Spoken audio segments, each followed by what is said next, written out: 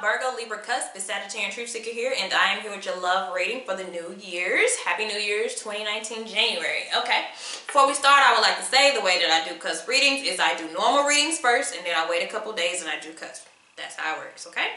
Also, if you don't know if you're a Cusp or you don't know what it is, just look in the description box and all your answers will be there, okay? All right. So let's get to your crystals for the month. We have the ruby, we have the smoky quartz, and we have the pearl, okay? So this is about balance, positive and secure, quieting, grounding, and protecting, tolerant, flexible, and immune. These are like all your chakras. So you guys have a lot going on in the month of January. You have a lot of different energies going on. Overall shadow energy is the Eight of Pentacles here.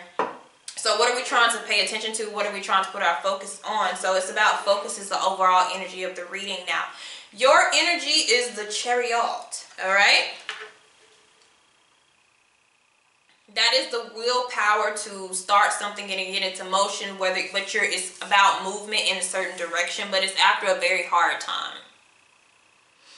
Okay, and it doesn't have to be a hard time. It's just after adversity. It's after kind of trials and tribulations of finally getting control of what's been going on and starting to head either in a new direction or a direction that you have more power and control over. Okay, so that's a victory card, but it came with a lot, right?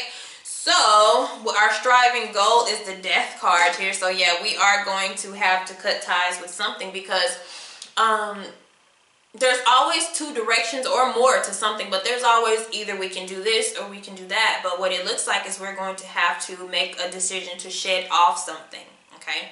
Within our romantic life or in our love life, there's something to shed off. We do have Scorpio and Cancer here, so we're having our water energy. This is emotional energy that we're dealing with, okay? So our obstacle now, yeah, look, the Two of Pentacles. I told you there's an either or situation going on.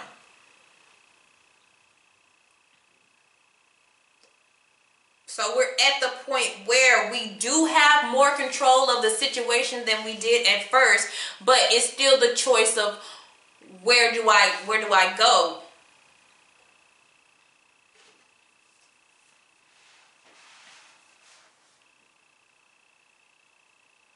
And honestly, a lot of you are still wanting to go. It's directed towards the past energy. You're trying to weigh the pros and cons of actually ending a situation or, you know, trying to manifest something else. You're still trying to figure it out. But it looks like the end goal is to end something. Put something to rest. Whether it's old patterns, old ways, old troubles, something's got to go. All right?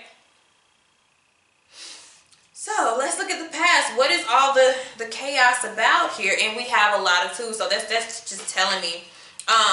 In the past, we may have still had to make some type of decision, but this is kind of basing off our intuition. Like I have so much water energy for you guys, and now like the blindfold is off. Everything has been presented to you as it really is, and now you make a real logical or realistic practical decision.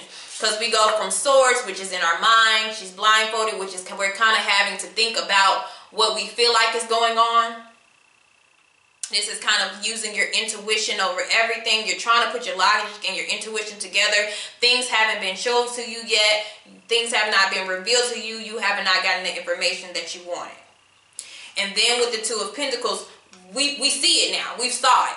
Pentacles are things that are tangible, okay? This is the evidence. This is the proof here. The proof is in the pudding. Pentacles are things that are already manifested. So whatever you hadn't seen or that was hidden has manifested, is brought to light. You are at a point where you have to make a decision. Is it worth it or is it not? It's in the past. Okay. Because sometimes we don't make choices if we're unsure. But here you see things for what they are. You're still not sure though. But we have a lot of twos dealing with this here. So before that, what has created such a change, or the past deep-rooted issue with all of this is a new chapter that has been trying to emerge in your life, and maybe you were hesitant to do so. I see a lot of fixed energies that we're dealing with here, so there could have been a lot of stubbornness to move forward with you or another person that you were dealing with. You guys may have been trying to go in opposite directions when you really needed to come together.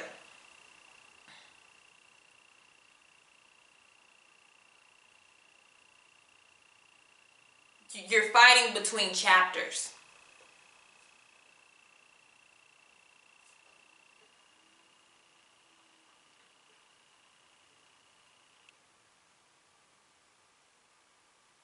Yeah, you're definitely fighting between chapters.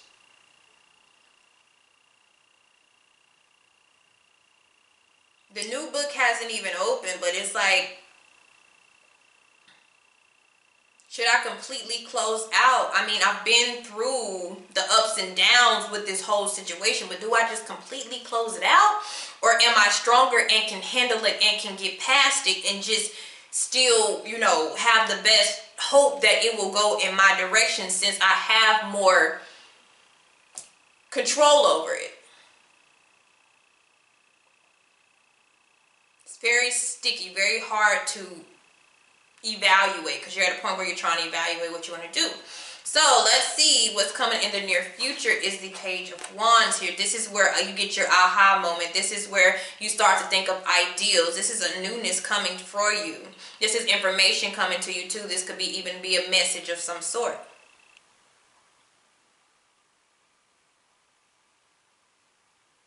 But this also shows me a new and improved person as well. But this is it's very optimistic energy, but definitely renewal. Okay, so if we just keep everything as it is and we make no changes, we go from you close the chapter. Whomever this person may be, whatever situation that you are dealing with, if we head in the direction that we are now with the Death card, this is Page of Wands is getting to know new people. This is friends. This is enjoying yourself. This is the most creative energy you have. This is your enthusiasm. This is your spunk that you might have missed. It comes back. And then we go into the Three of Wands, and that's what we've worked on, whether we worked on ourselves, but we have expectations, and we're hoping that something new comes in or something better comes in for us.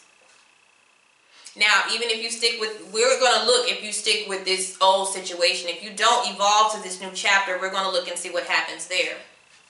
Now, I forgot to read, and I'm going to go back. I didn't read the love for the crystals, so this could help me dive deeper into what is going on. So with the ruby here, 7th house love, we have, for your advice, honesty and openness are needed in all of your relationships. Adjustments in relationships are likely. And try to be sensitive and patient with the moods of those around you.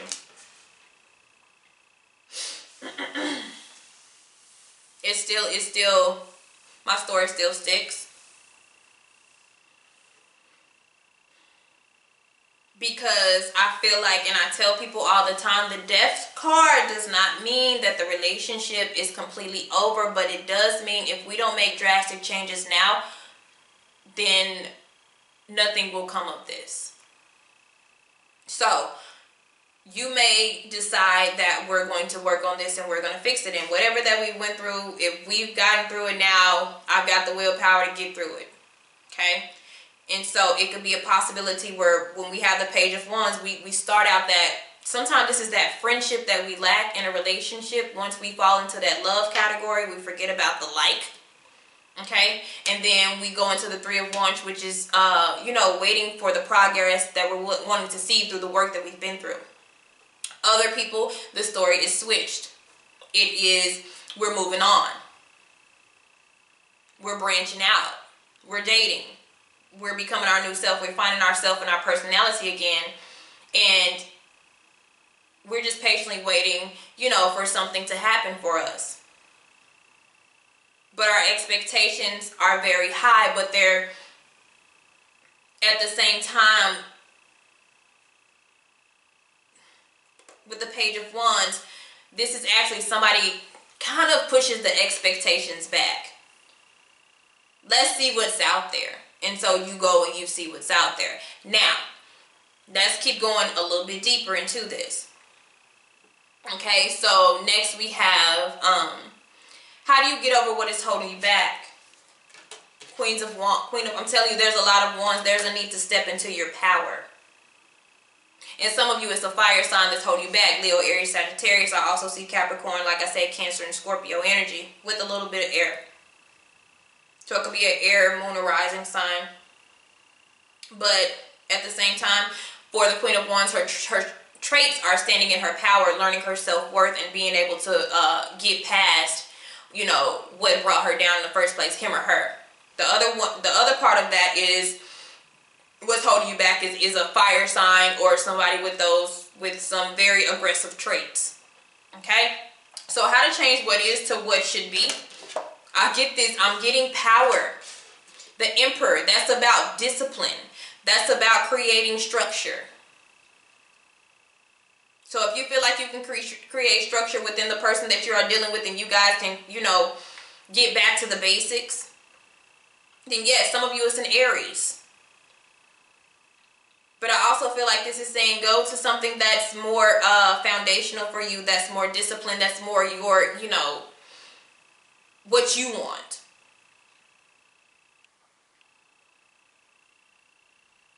There's a lot of power cards here. For some of you, there is no past. There is no going back to the past. There's something else I'm seeing. Some of you, this death card, it's just, it's like two people growing apart, and it's not saying that, you know, you can't try this again or you can't keep in it, but it's just like the way that it's headed without compromising and understanding of a person, it still would lead to a declining romance.